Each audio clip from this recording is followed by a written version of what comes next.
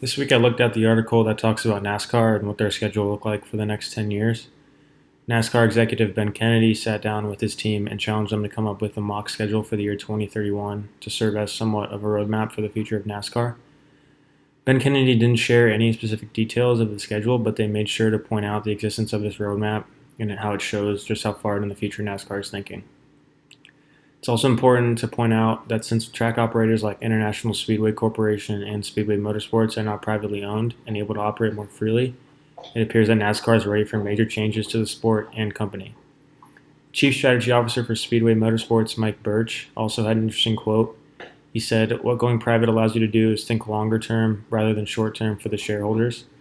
I thought this was interesting because instead of having to answer to your shareholders in the short term, which might derail long term goals, they can focus on the long term, which in turn can be more beneficial to the company and sport as a whole. The article also highlighted some of NASCAR's plans for the near future, which includes a dirt race at Bristol and new events at the Circuit of the Americas and Road America. They also plan to build a short track at Los Angeles Coliseum for the season opening exhibition race, along with a new race in Portland, Oregon, which will be the first time the sport is in the Pacific Northwest in 2 decades.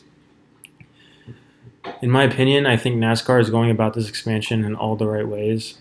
I'm not a NASCAR fan by any means, but I could see how the industry could be at a standstill and it may be time to make changes. I think they have a good idea in terms of expanding into new markets and returning to markets that they used to be in order to gain those fans back.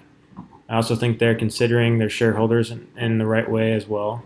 Birch had another quote that I liked.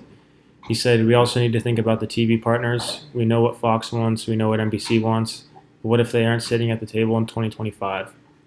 Planning is good, but we need to stay flexible." I think that is really good. That is a really good thought, and it shows they are taking everything into consideration.